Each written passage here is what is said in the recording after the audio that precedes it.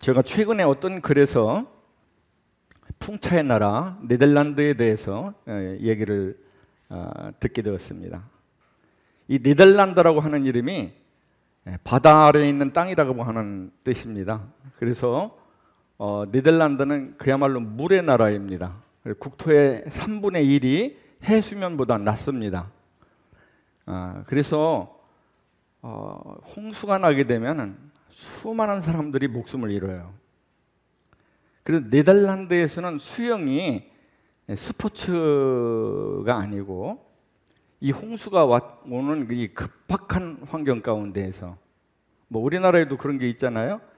지하실에서 이제 사시는 분인데 갑작스럽게 홍수가 그 물이 들이닥쳐 가지고서 거기서 이렇게 목숨을 잃게 되고, 또 이제 늘상 다니는 그런 도로를 가는데 지하도를 들어갔는데 홍수 때 갑자기 지하도에 물이 들여차면서 차에서 나오질 못하고 목숨을 잃는 그런 경우가 우리나라에도 있는 것을 우리가 알게 됩니다.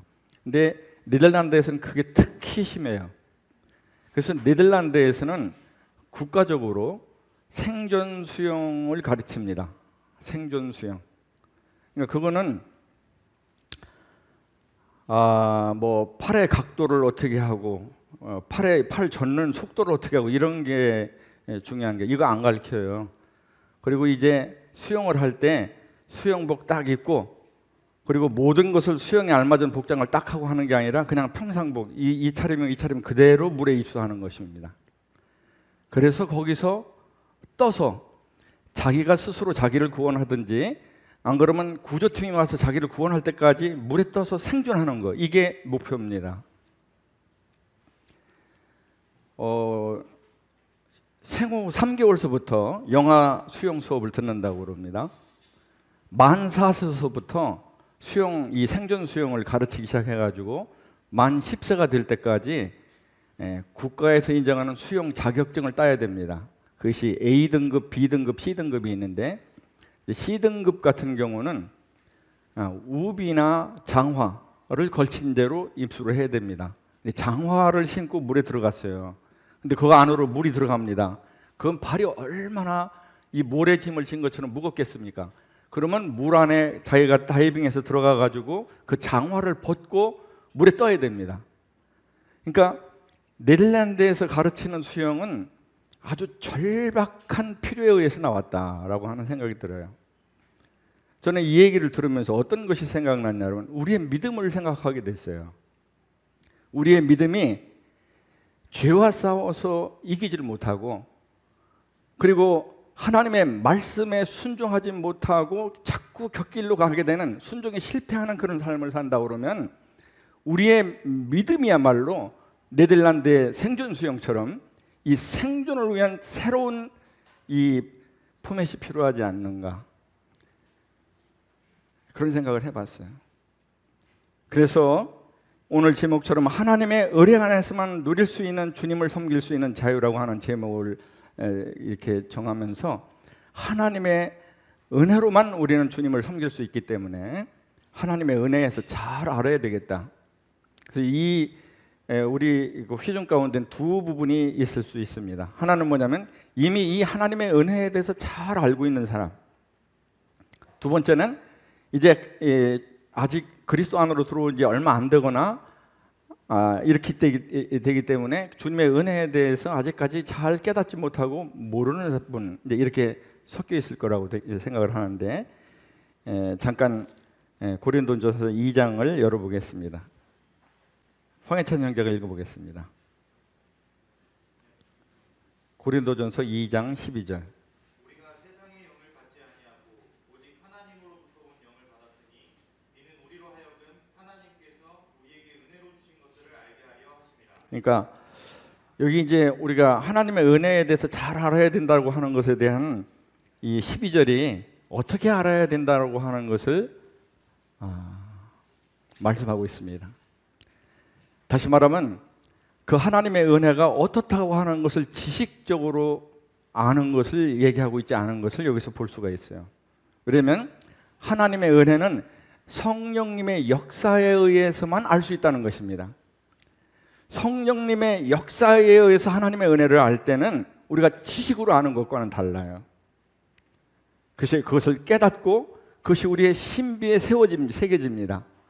그리고 우리의 인생이 이 깨달음, 이 믿음 위에 건설이 되는 거죠.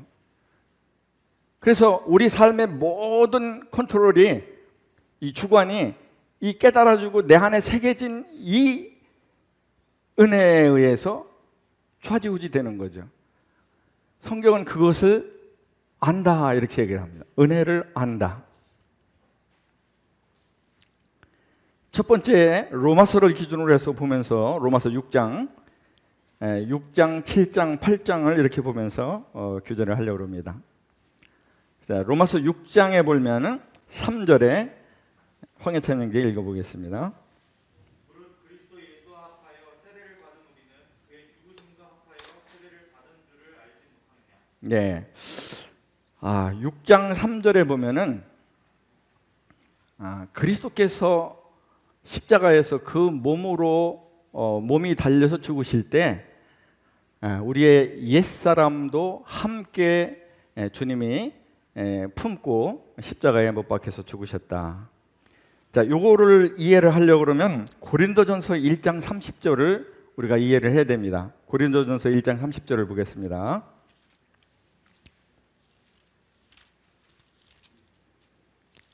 황해찬 형제 읽어보겠습니다. 너희는 하나님으로부터 나서 그리스도 예수 안에 있고. 여기까지. 자, 너희는 하나님으로부터 나서, 이게 무슨 얘기입니까? 거듭났다는 얘기죠. 복음으로 거듭나서 하나님과 생명의 관계가 맺어진 것을 말씀하고 있습니다. 복음으로 거듭나서 구원받은 사람은 누구든지 그리스도 안으로 옮겨졌다는 것입니다. 어디에서? 아담 안에서. 이게 혁명적인 변화입니다. 아담 안에서 그리스도 안으로 혁명적으로 옮겨졌어요. 이게 얼마나 큰 뜻을 품고 있는지를 우리가 깨달으면 우리의 삶이 달라집니다. 자, 저한테 10대조 할아버지가 계시는데, 만약에 그 10대조 할아버지가 결혼을 하지 않은 채로 돌아가셨다. 결혼을 해서 자손을 보지 못하고 그냥 10대조 할아버지가 돌아가셨다 그러면 오늘 저는 없는 겁니다. 그러니까 제가 10대조 할아버지에 대해서 잘 알지 못하고 그분과 저가 따로 이렇게 별개의 삶인 것 같지만 저는 10대조 할아버지 안에 있는 거예요. 근데 그분이 살면 저도 살고 그분이 죽으면 저도 죽는 거죠. 우리가 그리스도 안에 있다고 하는 것은 2000년 전에 내가 살지 않았지만 그분이 십자가에 그 몸이 달려 죽으실 때 내 육신 내 있는 이 옛사람도 함께 그리스도와 함께 십자가에 못 박혀 죽었다는 것입니다. 그리스도께서 십자가에서 이기시고 3일 만에 부활하셨을 때 나도 새 생명 가운데 이제는 주님을 기쁘시게 하는 삶을 사는 그런 소원을 가지고 주님을 위해서 살고 싶은 그런 마음을 가지고 새롭게 태어났다는 것입니다. 그게 그리스도 안에 있다라고 하는 그런 뜻입니다. 그렇기 때문에 그리스도 안에 있는 사람은 그리스도께서 십자가에 죽으셨을 때 우리 옛사람도 함께 십자가에 못 박혀 죽은 것입니다.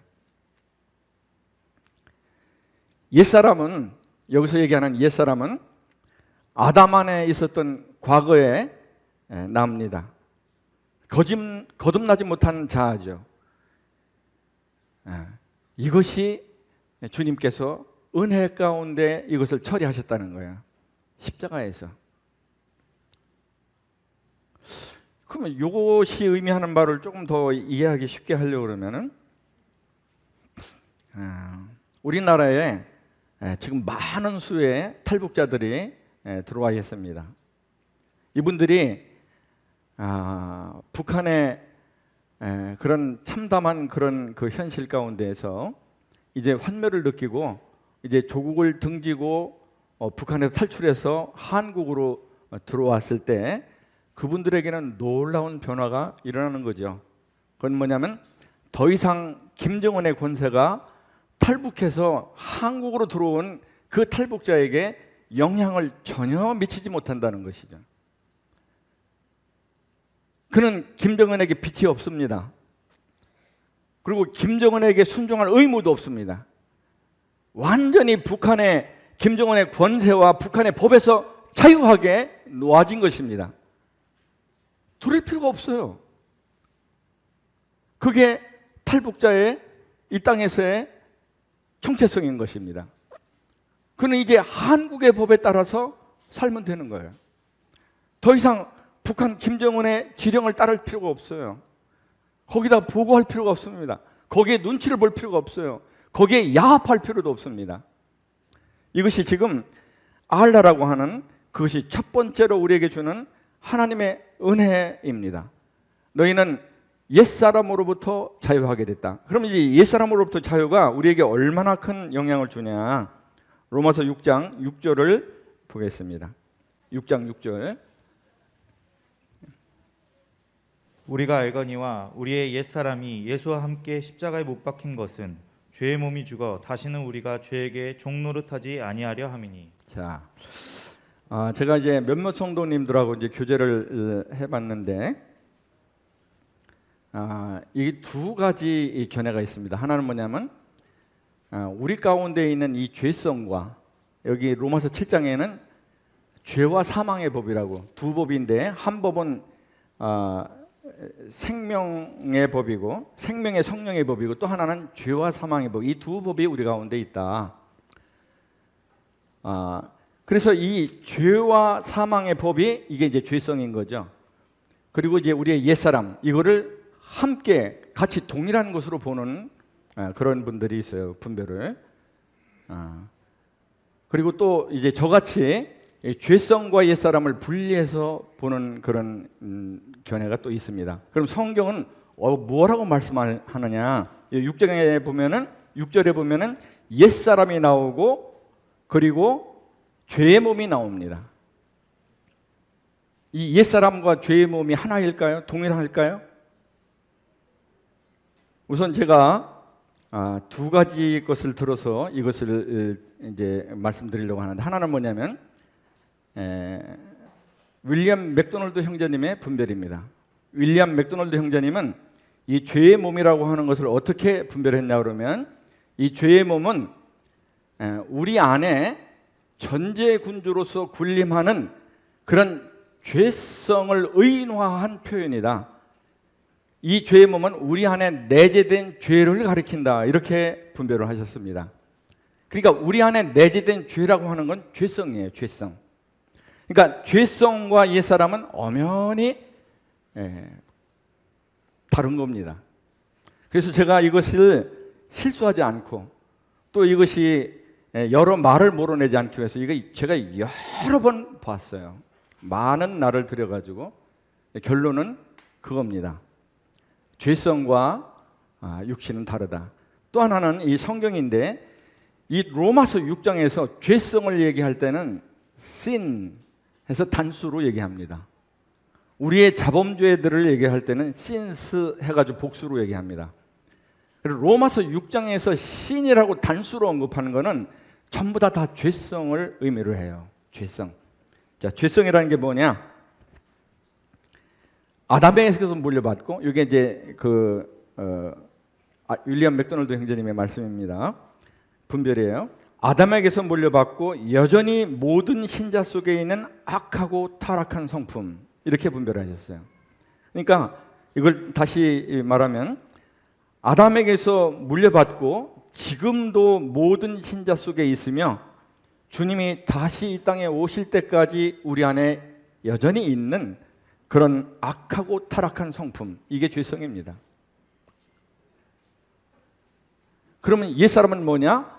죄성에 노예 노릇하던, 죄성을 따라서 죄의 종 노릇하던 그런 거듭나지 못한 자, 아담 안에 있던 자를 옛사람이라고 부르는 것입니다. 그래서 하나님께서 은혜 가운데 우리를 자유케 하는 첫 번째 방법은 죄로부터의 자유인데, 죄성을 없애지는 않으셨어요. 왜냐하면 죄성은 우리 안에 계속 살아서 남아있는 겁니다. 그건 없어지지 않아요. 그 죄성 속에는 선한 것이 없습니다. 모든 죄의 근원에는 이 죄성이 있는 것입니다.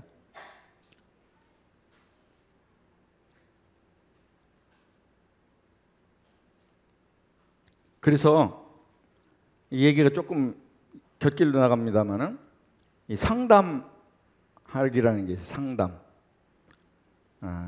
이제 많은 뭐 우울증이라든지 뭐 이제 여러 가지 이제 이런 그 정신적인 그런 어려움 때문에 질환 때문에 상담을 해주는 그 상담이 있는데 주로 이 사람들이 취하는 방식이 자기를 성찰해서 자기 안을 들여다보는 방법을 취합니다.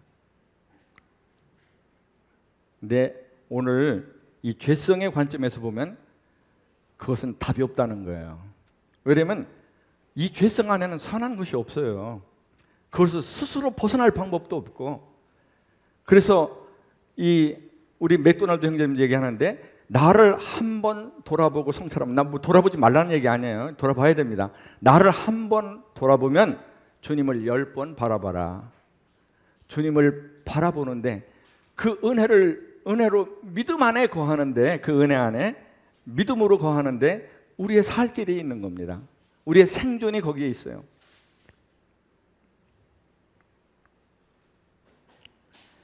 제가 이 모두에 말씀을 드린다고 하는 걸 잊어버렸는데, 제가 이것을 다 이루고 여러분에게 말씀드려야 되는데 다 이루고 말씀을 드리지 못하는 겁니다.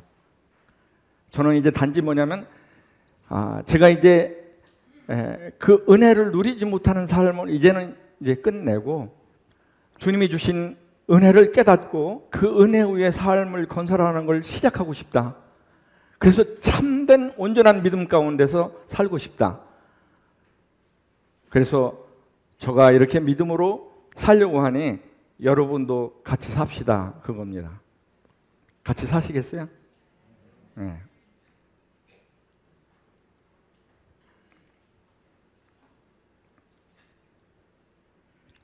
그래서 주님이 하신 방법은 죄성에서 계속 죄성에 반응하던 이 옛사람을 십자가에 못 박는 방식입니다.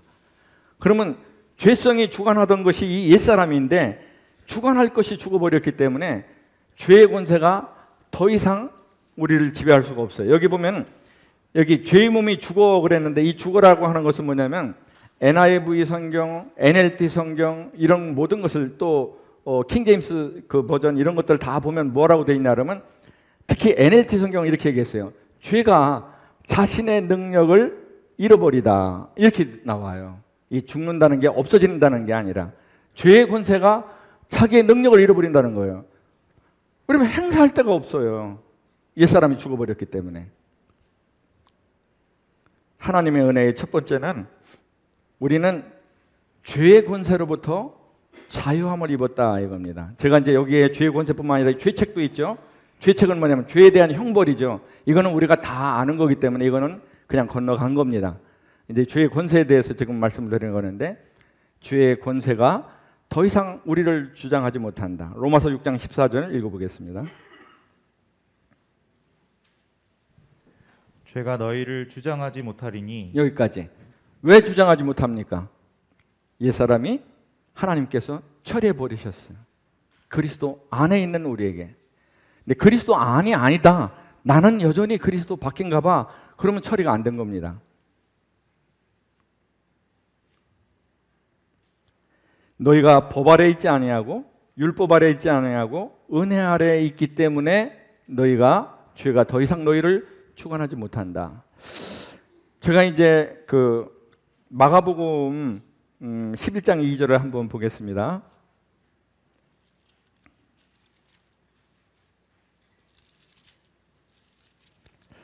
네, 전에도 한번 말씀드린 적이 있는데 마가복음 11장 2절 한번 읽어보겠습니다. 읽어봐요. 이르시되 너희는 맞은편 마을로 가라. 그리로 들어가면 곧 아직 아무도 타보지 않은 나귀 새끼가 매어 있는 것을 보리니 풀어 끌고 오라. 황희찬 형제님 이거 읽느라고 준비하다가 본질은 다 놓치고 읽다가 끝나는 거 아닌지 조금 걱정이 됩니다. 저는 그 믿음의 생활이 지금 이 나귀와 같다고 생각해요. 자, 구도자 매여 있습니다. 뭐에 매여 있죠? 죄와 사망에 매여 있습니다. 자, 거듭난 사람, 거듭났는데 하나님의 은혜를 성령 안에서 깨닫지 못해서 그 은혜 위에 자기의 삶을 건설하지 못했어요. 그래서 여전히 죄에 지고 여전히 주님의 말씀에 순종하는 데 실패합니다. 그럼 매여 있는 거죠. 거듭났어도. 신앙생활은 이 매여 있는 데서 풀어놔야 됩니다. 그래야 신앙생활이 출발되는 거죠. 여기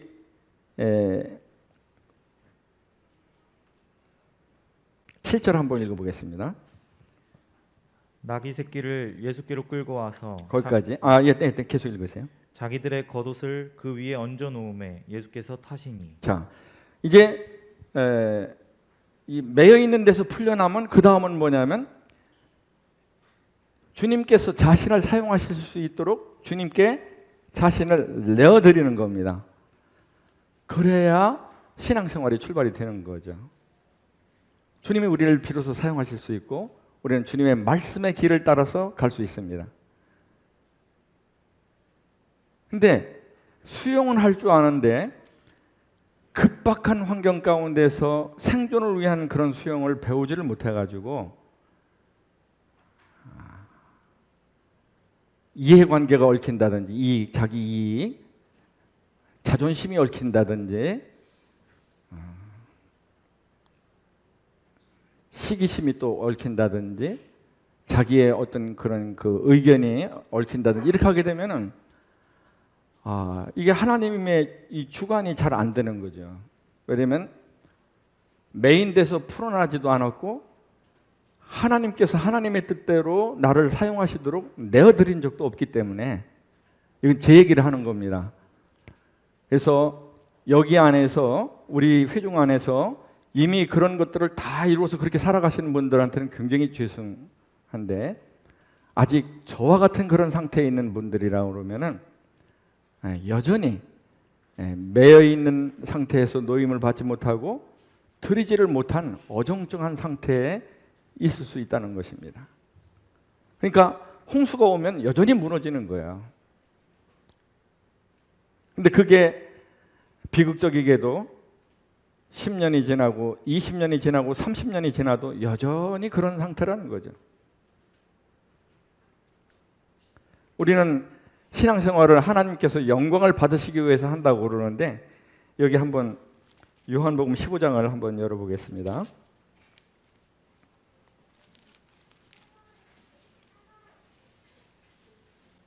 8절 요한복음 15장 8절 읽어보겠습니다. 너희가 열매를 많이 맺으면 내 아버지께서 영광을 받으실 것이요 너희는 내 제자가 되리라. 자, 우리가 하나님의 은혜를 깨닫고 그 은혜 위에서 내 믿음의 삶을 건축하며 은혜 안에서 살아간다면 우리는 열매를 많이 맺을 것이고 하나님께 영광을 돌릴 것인데 그 은혜를 깨닫지 못하고 은혜 안에서 살아가지 못하면 우리는 열매를 많이 맺지 못하거나 열매가 없거나 그럴 수 있다는 거예요. 그럼 하나님의 영광은 어떻게 됩니까? 하나님께서 열매를 많이 맺으면 영광을 받으실 거라고 그렇게 얘기를 하는데, 그러니까 우리가 믿음을 가지고 모임 생활을 잘하고 그럭저럭 신앙생활 하는 것만 가지고 하나님의 눈높이가 안 되는 겁니다. 하나님의 눈높이는 은혜 안에서 열매를 많이 맺어야 되는 거예요. 그게 하나님의 요구예요.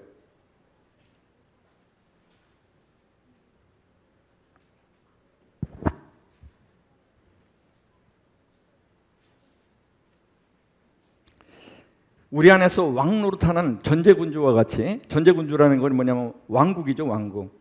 왕이 생사여탈권을 가지고 왕의 전결권을 가지고서 다 행사할 수 있는 그런 그 죄성이 우리 안에서 왕 노릇을 하면서 우리를 죄의 종노릇하고 속절없이 죄의 종노릇하게 여태까지 잡아뒀다 하면 이제 우리의 옛사람을 처리하셔서 그 왕 노릇하는 그 죄성이 우리 안에서 나를 지배하는 지배권을 상실하고 죄의 폭정이 무너졌다는 그런 기쁜 소식인 것입니다. 이 하나님이 하신 그 제일 큰 거죠. 두 번째는 로마서 7장 4절입니다. 읽어보겠습니다. 그러므로 내 형제들아 너희도 그리스도의 몸으로 말미암아 율법에 대하여 죽임을 당하였으니 이는 다른 이 곧 죽은 자 가운데서 살아나신 이에게 가서 우리가 하나님을 위하여 열매를 맺게 하려 함이라. 자, 두 번째는 뭐냐면 하나님께서 은혜로 주신 것은 뭐냐면 율법의 저주로부터의 자유입니다. 왜 율법이 저주냐? 로마서 7장을 댁에서 한번 천천히 들여다보시면 거기에 다 말씀을 하셨어요. 뭐냐면 율법을 지키려고 딱 하면 우리 안에 처리되지 않은 이 죄성이 계속해서 죄의 욕정을 자극을 해서 그 율법이 요구하는 하나님의 말씀에 순종하기보다는 이 죄성을 따라서 열매를 맺는, 죄성을 택하는 내 자신을 발견하게 된다는 것이죠. 그 로마서 7장에 그 사도 바울의 탄식 어린 그런 고백인 것입니다. 오라, 나는 공고한 자로다. 이 사망의 몸에서 누가 나를 건져내랴. 내 안에 두 법이 있다. 죄와 사망의 법, 생명의 성령의 법. 근데 나는 죄와 생명의 성령의 법을 따르지 않고 여전히 죄 사망의 법이 나를 주장해서 이것의 종로로 타는구나. 이것이 로마서 7장의 탄식인 것입니다. 주님께서는 이 율법이 어떻게 우리를 죄 아래 가두고 우리로 하여금 율법의 저주 아래 놓이게 했는지 그 원인을 이 옛사람을 처리하심으로 그 원인을 제거하셨다는 거죠. 율법은 이 옛사람이 처리되지 않고 있을 때 계속 이 율법이 이 죄의 안에 있는 죄의 욕정을 이 자극해서 우리로 하여금 죄를 짓지 않으면 안 되게끔 이렇게 만드는 것이죠.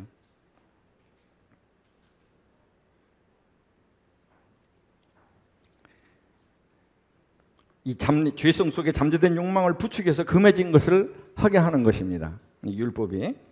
그래서 주님의 방식은 바로 이 옛사람을 죽여서 율법이 더 이상 이제 나를 이렇게 주관하지 못하도록, 이 죄성이 내 안에서 왕노릇하지 못하도록 그렇게 하는 것입니다.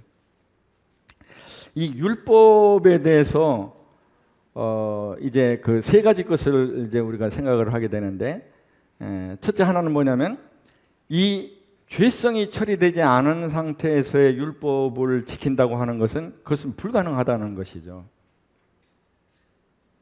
그래서 죄성이 처리되지 않은 그런 이스라엘 사람들, 다시 말하면 거듭나지 못한 이스라엘 사람들은 죄성이 처리되지 않은 채로 이 율법을 지키려고 애를 썼는데 결국은 그들이 율법의 저주 아래 놓여 있을 수밖에 없었다. 율법의 속박 아래 놓여 있을 수밖에 없었다는 거죠. 왜냐하면 죄성이 처리되지 않았기 때문에. 근데 그리스도인은 다릅니다. 이 죄성이 처리가 됐어요. 옛사람을 처리하심으로. 그래서 그 율법이 우리를 속박하는 첫 번째 것은 율법은 거꾸로 하면 법률 아닙니까? 법률. 이것은 강제하는 의미가 있어요. 그래서 사람들을 속박하죠. 속박해요. 안 지키면 안 되는 거예요. 형벌이 있어요. 형벌. 형법이기 때문에. 근데 이 그리스도의 복음은 이렇게 강제로 하는 것이 아닙니다. 그것은 우리로 하여금 이 강제로 하지 않고 우리로 하여금 자원해서 이것을 하게끔 하죠.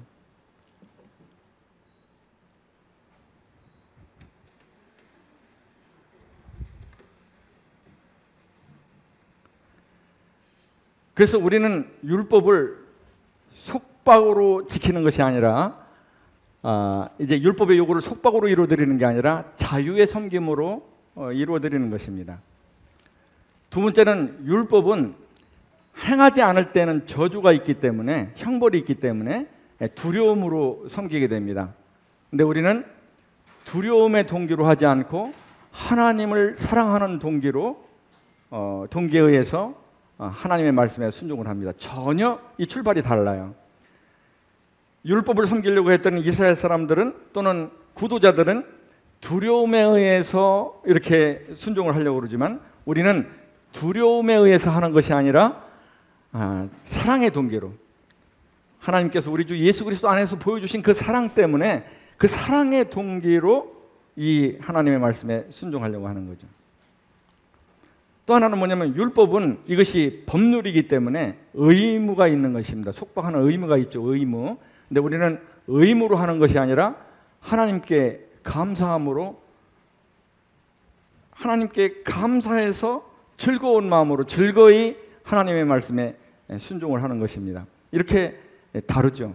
그래서 우리가 율법의 저주로부터 자유하게 됐다 하는 것은 이렇게 의무나 속박이나 두려움이나 이런 것으로 하는 것이 아니라 이것은 하나님께 사랑의 동기로 또 하나님께 감사함으로 즐거이 그렇게 또 자유 가운데 우리의 마음에서 스스로 우러나서 그렇게 하는 그런 율법의 저주로부터 자유가 있습니다. 세 번째는 뭐냐면 이제 이건 거듭난 사람의 경우인데 우리가 거듭나서 율법의 요구에 순종하려고 해도 우리 안에는 그런 순종할 수 있는 자원이나 능력이 없다는 것입니다.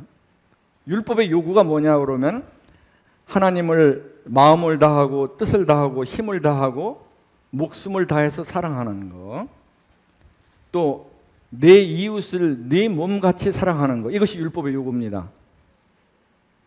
그러면 거듭난 사람, 이제 새 사람을 입은 거듭난 사람은 이것을 행할 수 있는 능력이 있죠. 혼자서, 거듭난 사람 혼자서 없어요. 그래서 여기 7장 4절에 뭐라고 그랬냐면 다른 이 곧 죽은 자 가운데 살아나신 이에게 가서라고 얘기했어요. 7장 4절에 이 가서라는 말이 이게 NIV 성경이나 또 NLT 성경이나 킹제임스 버전에서는 어떻게 설명이 되냐 그러면 그리스도에게 연합해서 또 그리스도와 결혼해서 이렇게 말이 표현되어 있는 거예요.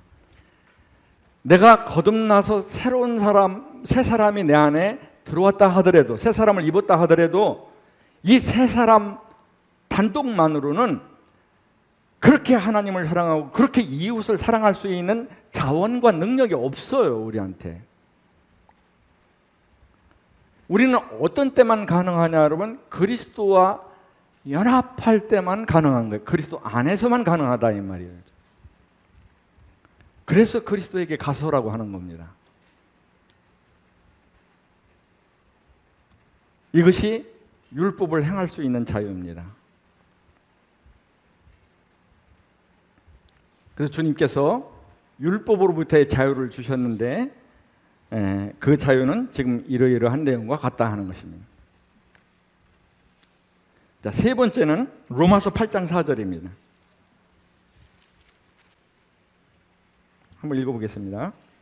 육신을 따르지 않고 그 영을 따라 행하는 우리에게 율법의 요구가 이루어지게 하려 하심이니라. 자, 지금 말씀드린 그 내용입니다.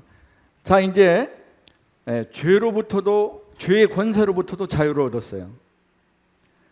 또 율법의 속박으로부터도 자유를 얻었어요. 우리는 속박과 의무와 두려움에서 섬기는 게 아닙니다. 그러면 이제 내가 그리스도 안에서 거듭나서 이제는 새 사람을 입었으니 이 새 사람 단독만으로 성령을 쫓아 살 수 있는 능력이 내게 있느냐 하는 겁니다. 하나님의 말씀을 순종할 수 있는 능력이 있느냐 이거예요. 율법의 요구를 이루어드릴 수 있는 능력이 있느냐 이 말입니다. 내 단독으로, 내 거듭난 이 새 사람 단독으로. 아까 전에 말씀드린 대로 없다입니다. 없다. 그러면 어떻게 할 거냐 하는 거예요. 그러면 어떻게? 그때 성령을 쫓아 행할 때 그것이 가능하다라고 성경이 말씀하고 있습니다. 그럼 성령을 쫓아 행하려고 그러면 어떻게 해야 되냐? 성령께 우리의 지배권을 내어드려야 된다는 거죠.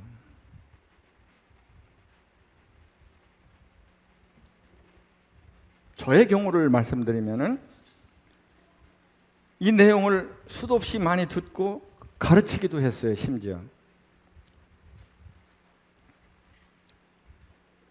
근데 이게 이후의 삶을 건설하지는 못한 거예요. 그것이 내 삶의 원리로서 늘 내 안에서 작동돼야 되는데 이 작동이 잘 안 되는 겁니다. 그냥 내가 한번 살아보는 거예요. 내가 하나님의 말씀을 순종하고. 안 되죠. 왜냐면 주님의 요구 수준이 높아요. 하나님을 마음을 다하고 뜻을 다하고 힘을 다하고 목숨을 다해서 사랑하는 거. 내 이웃을 내 몸같이 사랑하는 거. 이게 가능하냐 하는 겁니다. 가능하지 않습니다. 절대로. 가능한 분은 딱 한 분밖에 없어요. 예수 그리스도. 그분의 영, 성령님을 쫓아서 그분이 앞서 가실 때 우리는 같이 가는 겁니다. 그분이 갈 때 우리는 같이 가는 거예요. 그것밖에는 방법이 없어요. 근데 그렇게 되려면 어떻게 되냐? 내 주재권이, 내 지배권이 그분에게 양도돼야 된다는 것입니다. 우리 신앙생활은 하나님께서 이루신 일을 내가 그렇게 여기고 그 가운데서, 그 사실 가운데서 믿음으로 살아가는 겁니다. 죄송해요. 제가 이렇게 단언하듯이 말씀드려가지고, 이것은 순전히 말씀의 목적상 그렇게 하는 겁니다. 이렇게 해야 좀 임팩트가 있다라고 나름대로 생각이 되기 때문에 제가 이것을 다 이루고 여러분에게 말씀드리지 않는다는 것을 거듭거듭 말씀을 드립니다.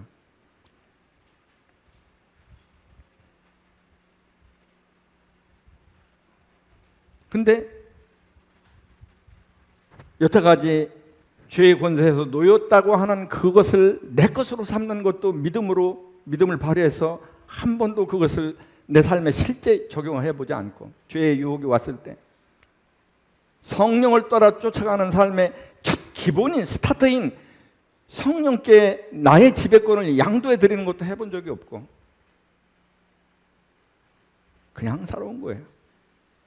그러니까 홍수가 밀려오면 능력이 전무입니다. 살 수가 없어. 아니, 신발 신고 옷 다 입고 그러는데 어떻게 겨울에는 더 가관이죠. 어떻게 헤엄을 쳐요? 물이 갑자기 지하방으로 들어오는데, 물이 갑자기 지하도로 몰려 들어와서 어떻게 해볼 틈이 없는데 문도 안 열려요. 어떻게 살아날 거예요? 우리의 신앙의 현장이 그렇다는 겁니다. 신앙으로 생존이 잘 안 돼요. 기본이 안 돼 있으니까. 네덜란드 사람처럼 생존 수용을 익혀가지고 장화를 신고도 살아나올 수 있는 그런 능력이 안 되는 거예요.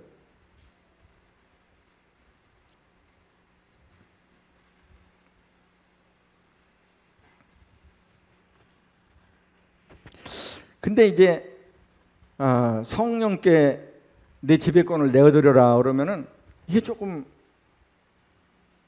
왜 내달라고 그러시나? 나는 내가 지배하는 게 딱 내 마음에 맞고 그게 편안한데 왜 그러시나, 불편하게. 근데 여기에는 이 복음이 있어요. 복음. 그래서 출애굽기 12장 13절을 좀 보겠습니다. 읽어보겠습니다.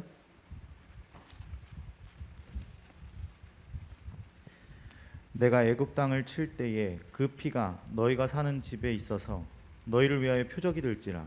내가 피를 볼 때에 너희를 넘어가리니 재앙이 너희에게 내려 멸하지 아니하리라. 자, 우리가 복음을 받고 복음을 받아들였을 때 이 속죄, 주님의 속죄로 말미암은 구원을 누구나 다 깨닫고 오늘 성도가 됐습니다. 오늘 그래서 우리가 여기 있는 거죠. 근데 요것만 좋아할 수 있습니다. 왜냐면 여기에는 어떠한 그런 자기 부정이 필요가 없어요. 그냥 받아들이면 되는 겁니다. 어려움이 없어요. 주님께서 다 이루시고 그냥 받아들이면 되니까. 그래가지고 뭐만 눈에 들어오냐 그러면 내가 그 피를 볼 때 너를 넘어가리니 이것만 보여요. 복음도 이쪽만 주로 전하는 거예요. 저는 우리 복음의 문제가 여기에 있다라고 생각이 되는 겁니다. 왜 우리가 그렇게 능력이 없고 약하냐? 왜 그렇게 변화가 안 되냐? 뭐 세상에서의 놀림거리가 되고 저주거리가 되는 건 그냥 이 자리에서 얘기하지도 않겠습니다. 13장 2절을 보겠습니다. 13장 2절 읽어보겠어요. 이스라엘 자손 중에서 사람이나 짐승을 막론하고 태에서 처음 난 모든 것은 다 거룩히 구별하여 내게 돌리라. 이는 내 것이니라 하시니라. 그러니까 우리의 시각에서는 내가 그 피를 볼 때 너를 넘어가려는 이것만 보이는데 하나님의 시각은 전혀 달라요. 물론 그것도 있어요. 하나님 시각이. 왜냐면 그게 하나님의 목적이니까, 의도니까. 근데 하나님께서 해석하는 또 다른 부분이 있는 거예요. 뭐냐면 너는 피로 값주고 너를 샀으니 너는 내 것이라는 거예요. 이 복음에서 이것이 가려져 있어요. 여전히 나는 내 것인 겁니다. 하나님은 너는 내 것이라고 그러는데 여기에 대해서 정확한 결론을 내리지 않고 우리가 신앙생활을 하고 있는지 모르겠습니다. 미리 이미 그것이 이루어지신 분들은 죄송합니다. 네, 저와 같은 사람들. 아니, 성령을 쫓아 살려고 그러면 성령께 주권을 양도해야 쫓아갈 수 있다고 그러는데 주님이 맨 땅에서 그냥 양도하라고 그러는 게 아니에요. 너는 원래가 내 거야. 내가 내 아들의 피로 너를 샀어. 그거는 네 죄를 그냥 그 피를 볼 때 넘어간다라고 하는 의미뿐만 아니라 너는 내 것이라고 하는 의미야. 내 것, 주권자가 바뀌었다는 거예요. 주재권이 바뀌었다는 겁니다.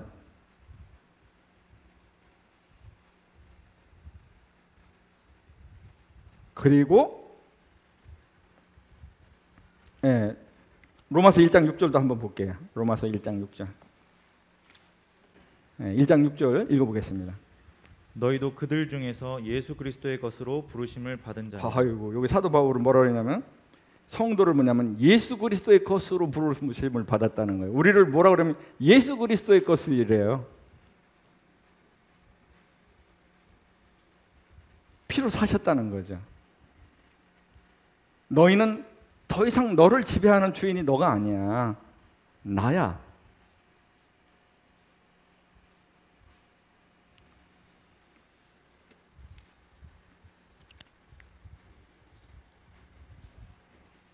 로마서 6장 11절로 들어가겠습니다.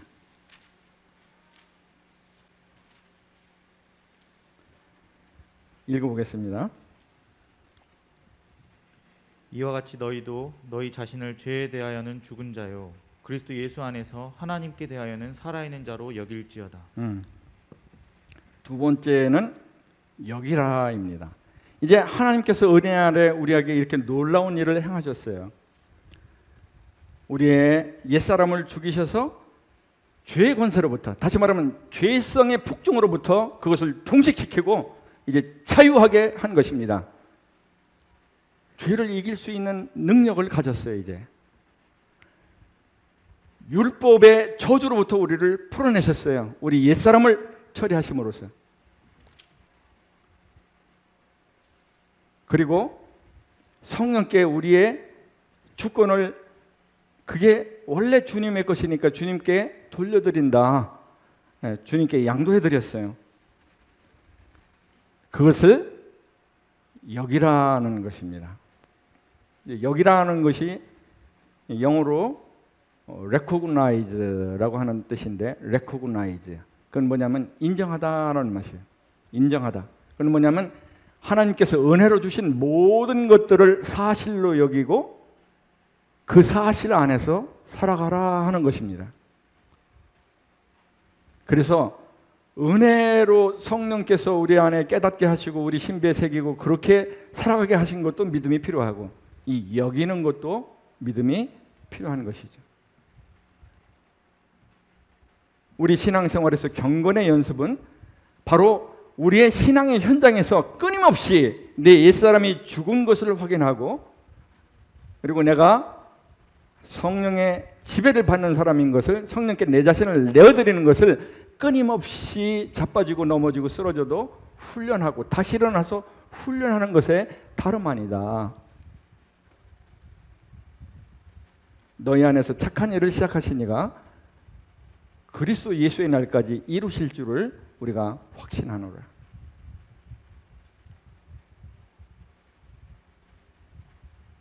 주님이 행하신 일은 부족한 것이 없고 실패가 없고 언제나 그 결실을 하나님의 뜻대로 맺으시기 때문에 그렇습니다.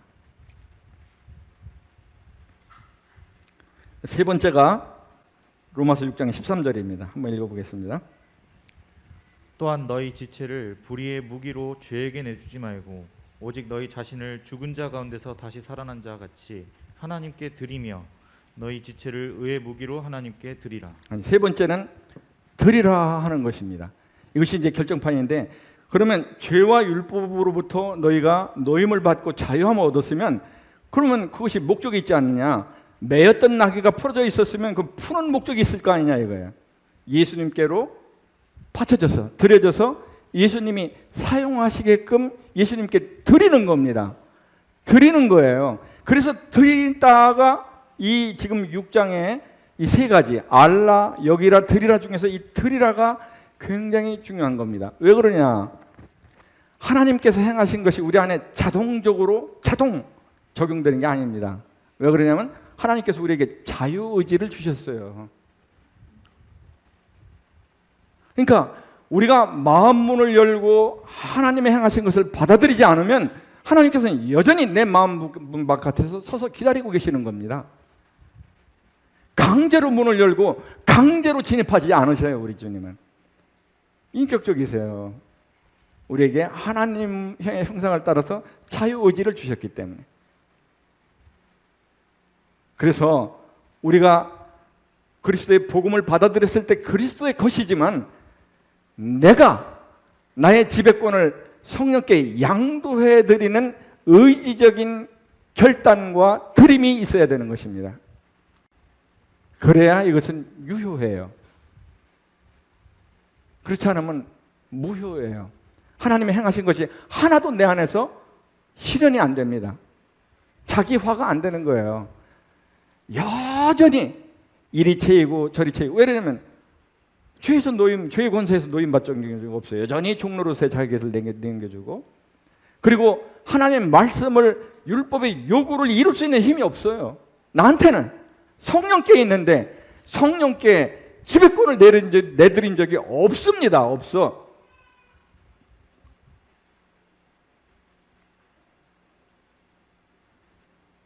이 수용이 생존 수용으로 바뀌어야 됩니다. 이렇게 해서 이 생존이 안 됩니다.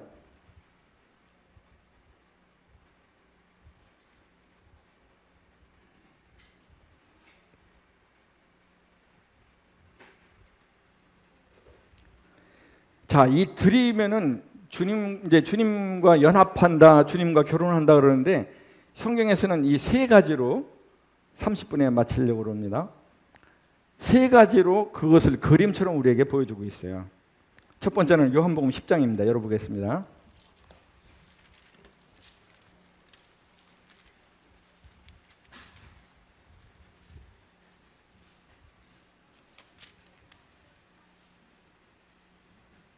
아, 1절로 18절까지 쭉 있는데 1절로부터 6절까지 주님이 말씀하시고 7절로부터 18절까지 주님이 그것에 대해서 해석을 하십니다. 제가 길기 때문에 이걸 다 읽을 수 없고 요점을 말씀드리면 양은 우리인데 양은 자기를 살리는 사람이 누군지를 안다는 거예요. 어떻게 알아요? 경험적으로 압니다. 누가 나를 푸른 초장으로 이끌어가는지, 목마른 나를 누가 쉴만한 물가로 이끌어가는지, 누가 이리와 사자와 곰으로부터 자기를 지켜주는지,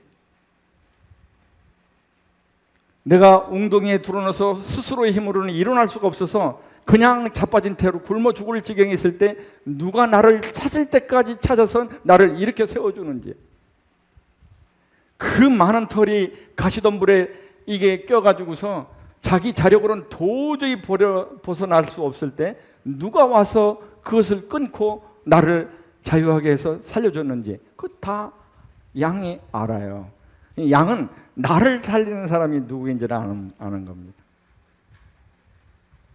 두 번째는 뭐냐면 양은 목자의 음성을 알아요. 그래가지고 제가 유튜브에서 그걸 봤는데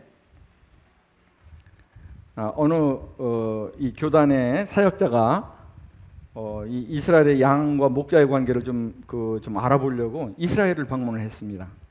그래가지고 한 목자 이제 세 목자가 이제 연합으로 양을 이렇게 키우고 있는 여기를 이제 쫓아갔는데 갑자기 소나기가 쏟아지면서 비가 막 내리는 거예요. 그래가지고서 이 양과 목자들과 그 교단 사역자까지 같이 다 동굴로 들어갔습니다. 조금 있다가 비가 그쳤습니다. 그러니까 A, B, C 목자가 있는데 A라고 하는 목자가 입으로 요상한 소리를 내요. 그리고서 뒤도 안 돌아보고 앞으로 가요. 그러니까 그 A 그룹의 목자에 속한 사람의 저기 양만 따라가는 거예요. 그 다음에 이제 B가 또 그런 이상한 소리를 내니까 B 그룹의 것만 이렇게 따라가요. 목자는 자기를 살리는 사람이 누군지를 알고 그리고 그 자기 목자의 음성을 알아요. 그리고 그 음성을 따릅니다. 이게 양이에요. 근데 제 개인 말씀을 드리는데 저는 하나님의 말씀을 들을 때도 있지만은 이 하나님의 음성을 들을 때도 있지만 못 들을 때가 훨씬 더 많습니다. 그냥 훨씬 더 많다는 표현보다는 잘 안 들려요. 그 왜 잘 안 들리냐? 평소에 하나님의 양으로 살지 않았기 때문에 그렇습니다. 지멋대로 산 거예요.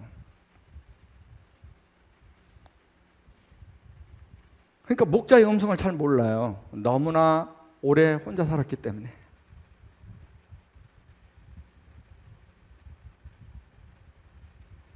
하나님의 음성이 잘 안 들린다. 말씀을 읽을 때나 기도할 때나 성도와의 교제를 할 때 하나님의 음성이 잘 안 들린다. 주님의 양으로 잘 살지 않는다는 증거일 수 있습니다. 여기 10절에 쭉 10장에 이렇게 자세히 읽다 보면 주님이 하시는 말씀이 있어요. 우리에게 대해서 뭐냐면 나보다 먼저 온 데는 다 절도요 강도다. 그는 해치고 멸망시키려고 그러지만 나는 양의 문이니까 나를 통해서 들어오는 자가 참 목자다. 너희가 들어오고 나갈 때 또 꼬르는다. 뭐 이런 여러 말씀을 하는데 뭐라고 하냐면 양을 보고 뭐라고 그러냐면 자기 양 그래요. 내 양. 근데 삭군 얘기하는데 예수 그리스도 이외에 다른 내가 너희들의 영혼에 너희들의 인생, 너희들의 삶, 너희 모든 것에 내가 그 인도자다. 나를 따르라 하는 모든 사람들 같은 경우는 자기 양이 아니라는 거예요. 근데 예수님은 다 우리가 자기 양이래요. 그래서 뭐냐 그러면 자기는 그 양으로 해서 자기 것이기 때문에 목숨을 버린대요. 그리고 늑대나 일이나 사자나 곰이 오면은 삭구는 자기 양이 아니기 때문에 자기 목숨이 더 중요한 거예요. 그러니까 도망갑니다. 근데 예수님은 자기 양이기 때문에 도망 안 가요. 목숨을 내놓고 그들과 싸워서 자기 양을 지켜내죠. 양을 하나 잃어버렸어요. 삭구는 자기 양이 아니기 때문에 그냥 잃어버린 채로 가는 겁니다. 근데 주님은 내 양이기 때문에 찾을 때까지 찾으시는 거야. 책임을 지시는데 삭군처럼 책임을 지는 게 아니고 여기까지입니다. 아니고 끝까지. 완전하게 책임을 지시는 거야. 그러니까 여기 성령을 쫓아 사는 삶은 뭐냐면 이 목자와 양 같은 삶이다. 성령의 음성, 성령이 나를 살리는 분인 줄을 깨달아 알고 성령의 음성을 듣고 그 음성을 따라서 가는 이게 목자와 양의 관계인데 이게 성령과 우리의 관계라는 것입니다. 포도나무와 가지 비유를 보겠습니다. 요한복음 15장 1절로 5절인데 이것도 우리가 시간 관계상 이제 읽지 않고 요점을 말씀드리면 뭐냐면 그냥 한마디로 딱 얘기하면 붙어 있어야 산다는 것입니다. 열매를 맺는 것은 가지의 몫이 아니라는 거예요. 그건 포도나무의 몫이라는 겁니다. 모든 열매를 맺는 자원과 생명력이 다 포도나무에서 나온다는 겁니다. 그냥 붙어 있으면 맺는다는 거예요. 근데 이 가지가 독립선언을 하면서 스스로의 삶을 살기를 시작하면 그는 말라 비틀어져서 죽게 된다. 열매는커녕 붙어 있어야 산다. 성령과 우리 성도들의 관계가 어떠냐? 이 포도나무와 가지와 같은 관계라는 겁니다. 분리될 수 없는 이런 관계로 주님이 머리 되시고 나는 그의 손발이 돼서 주님이 명령하시는 대로 따라간다는 거예요.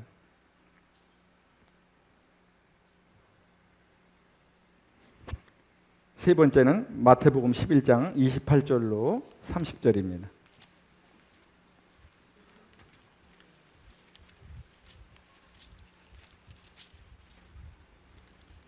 우리가 다 잘 아는 바죠? 마태복음 11장 28절로 30절. 자, 수고하고 무거운 짐진 자들아 다 내게로 오라. 내가 너희를 쉬게 하리라. 자, 왜 수고하고 무거운 짐을 지게 됐습니까? 여기 내게로 오라고 그랬잖아요. 주님에게로 오라는 소리인데 혼자 지고 있기 때문에 그렇습니다. 그러니까 수고하고 무거운 짐이에요. 이게 자기가 감당이 안 되는 짐이거든요. 죄의 짐 감당 안 되는 거예요. 율법의 짐 감당 안 돼요. 주님을 따라서 사는 삶 감당 안 돼요. 주님에 따라서 사는 삶은 항상 율법의 요구가 있습니다. 하나님을 사랑하고 이웃을 사랑하는. 감당 안 되는 거예요. 근데 내게로 오라고 그러는 거예요. 내가 너희를 쉬게 하려. 이건 뭐예요? 내가 그 짐을 지어주겠다 하는 겁니다. 그래서 저 밑에 절에 보면 조금 더 구체적으로 얘기했어요. 나의 멍에를 메고 내게 배우라. 내 멍에라는 거예요. 그거 내가 지는 멍에야. 너의 죄에 그 율법의 속박, 주님의 말씀을 따르는 삶, 그건 네가 못하는 거야. 이 짐은 내 멍에 내가 지는 거다. 그래서 여기서 쉰다. 너희 영혼이 마음이 쉰다라고 하는 건 뭐냐면 주님이 대신 지신다는 겁니다. 그럼 우리는 주님의 수족이 돼서 주님이 명령하신 대로 주님의 음성을 따라서 그냥 가는 거예요. 순종하면서. 그러면 너희 마음이 쉼을 얻을 것이라는 것입니다. 시편 68편 19절을 보겠습니다. 시편 68편 19절. 68편 19절. 자, 찾으시면 한번 읽어보세요. 날마다 우리 짐을 지시는 주 곧 우리의 구원이신 하나님을 찬송할지로다 셀라. 하나님이 우리의 구원이신데 어떤 일을 하시냐? 날마다 우리 짐을 대신 지신대요. 그분이. 여러분, 수고하고 무거운 짐을 그냥 주님 없이 나 혼자서 지지 마세요. 주님과 함께 지세요. 주님이 그 수고하고 무거운 짐 대신 지어주시겠답니다. 우리는 따라가기만 하면 되는 겁니다. 마지막으로 로마서 16장을 보고 오늘 말씀을 마무리하겠습니다. 로마서 16장.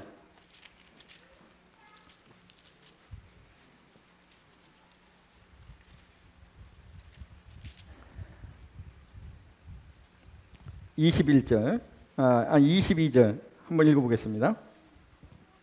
이 편지를 기록하는 나 더디오도 주 안에서 너희에게 문안하노라. 자, 이 편지는 누가 썼습니까? 이 기록자가 누구예요? 여기 누가 썼냐면 더디오가 썼습니다. 더디오. 근데 더디오가 한 거는 뭐냐면 사도 바울이 불러준 대로 쓴 거예요.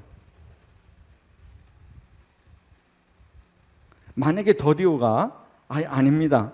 나도 거듭난 사람이고 나도 주님을 위해서 살고 싶습니다.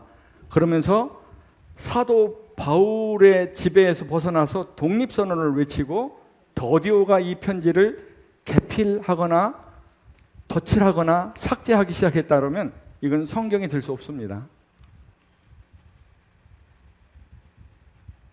더디오는 어떻게 자기의 신앙을 구현해야 되냐? 사도 바울의 펜으로 있어야 되는 겁니다. 사도 바울이 음성을 들려주면 그 음성을 따라서 순종해서 적으면 됩니다. 수적으로. 손발이 돼서. 우리의 신앙생활 아니에요? 저는 이게 우리의 신앙생활이라고 생각합니다. 여러분, 독립정신 이제 버리시고 우리 주님께 가십시오. 주님이 여러분의 모든 무거운 짐을 대신 지어주시고 여러분을 하여금 승리하는 삶을 살게 하실 겁니다. 감사합니다.